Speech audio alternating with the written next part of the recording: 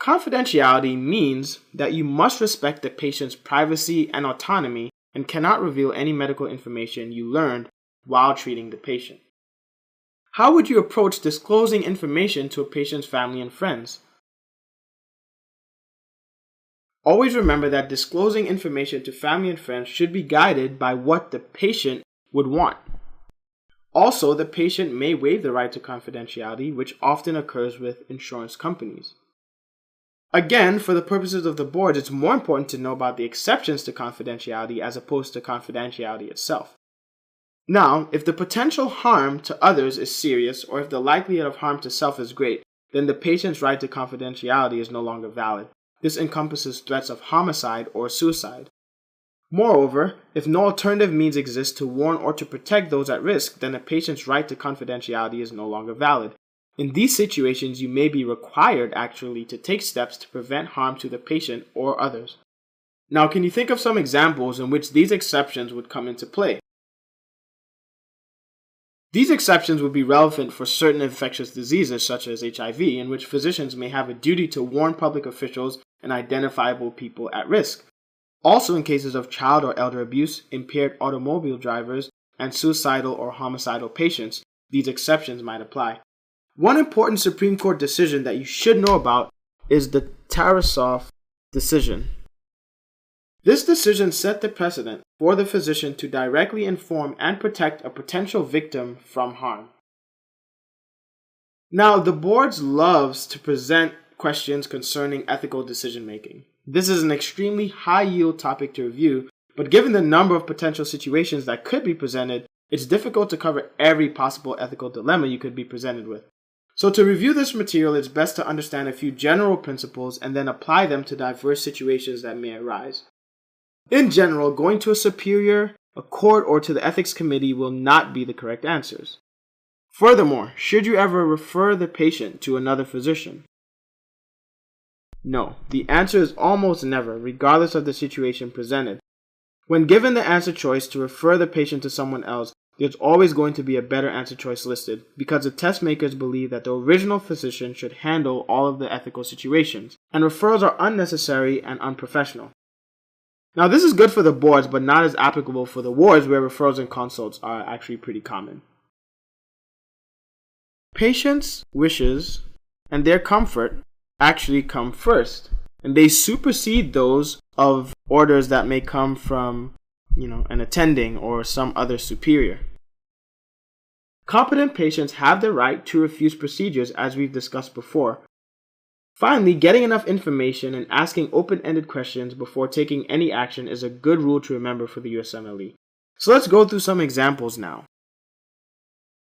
What should you do if a patient is not adherent to treatment? The best response is to try to identify the patient's reasons for noncompliance and determine their willingness to change their behavior. Do not refer this patient to another physician. As an example of patient non-adherence, if a patient continues to smoke, which is actually pretty common, although, not as common as it used to be, given repeated counseling sessions, the appropriate response is to ask the patient how they feel about smoking and then offer advice on cessation if they express an interest in quitting. What about medical noncompliance? If a patient is having difficulty taking their medication, the appropriate response is to provide written instructions and attempt to simplify the treatment regimens. So another common case scenario is when family members ask for information regarding a patient's progress. What ethical principle would this violate? Of course, patient confidentiality. The appropriate response here is to avoid discussing these issues with relatives without the explicit permission from the patient. However, do not choose an answer that seems rude or off-putting. What if a child wishes to know more about his illness? Well, the appropriate response is to first ask the parents what they have told the child about the illness, because the parents of a child decide what information can be relayed. Pregnancy is another high-yield ethical situation to review. If a minor is pregnant and requires an abortion, the appropriate action is to not advise the patient to have an abortion regardless of her age or the condition of her fetus unless she is at medical risk. Also remember that many states require parental notification or consent for minors to have an abortion. Another scenario is that a minor is pregnant and wants to keep the child, but the parents want her to give the child up for adoption. The correct action here is to provide information to the patient about the practical issues about caring for the baby and discuss the options with her if requested. Also, you should encourage open dialogue between the patient and the parent.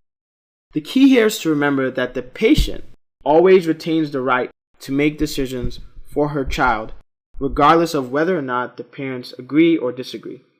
Thus, the parents can never force their child into giving the child up for adoption. Another topic to review is suicide. If a terminally ill patient requests assistance in ending his life, you must always refuse involvement for the purposes of the boards. However, physicians may prescribe medically appropriate analgesics for pain control, even if it happens to shorten a patient's life. So how do you think you should approach an interaction with a patient who is suicidal? If a patient is suicidal, you must assess the seriousness of the threat and suggest that the patient remain in the hospital voluntarily. Remember that in these situations, the patient can be hospitalized involuntarily only if he or she refuses to be admitted and you are deeming them to lack decision-making capacity. In scenarios where a patient states that he or she finds you attractive, romantic relationships with patients are never appropriate. Never tell the patient that there can be no relationship while he or she is a patient. Obviously, this simply implies that a relationship would be possible if the individual is no longer a patient. In these situations, ask direct, close-ended questions and use a chaperone if necessary. If a patient ever states that they feel ugly, find out why the patient feels this way, but do not offer false reassuring statements like, "You still look good." These are trap answer choices and will always be incorrect. The appropriate way to respond to a patient who is angry about the amount of time he spent in the waiting room is to acknowledge the patient's anger without taking it personally. You should apologize for any inconvenience, but you should stay away from your efforts to explain the delay. So what if a patient is upset with the way he was treated by another doctor? The appropriate response here is to suggest that the patient speak directly to that physician regarding his concerns. If the problem is with a member of your office staff, tell the patient you will speak to that individual yourself. What happens when a physician makes a medical error? Regardless of how serious or trivial the error is, the physician is ethically obligated to inform the patient that a mistake has been made. If a patient requires a treatment that is not covered by his insurance, you should never limit or deny care because of the expense in time or money. Discuss all treatment options with the patient, even if some are not covered by the insurance companies. Remember that there is a history in this and other developed countries of unethical medical practices, especially in disadvantaged populations. It is your job as future physicians to always be on guard against this and to make sure your patients get the best ethical medical treatment possible, regardless of race, gender, sexuality, or any other categorization. Okay, that was a lot. Let's do another flash quiz. A patient's doctor approaches you in the hallway outside the hospital room. She is crying. She asks you to please don't tell my father anything about his diagnosis. Please don't distress him. What should you do? Ask the daughter further about her concerns and find out why she wishes the diagnosis to be withheld. Never be rude, brusque, or dismissive, but also do not agree to withhold information. You may offer to discuss this with the patient and patient's family members together. Address the family member's concerns and gracefully explain your obligation as a physician to the patient.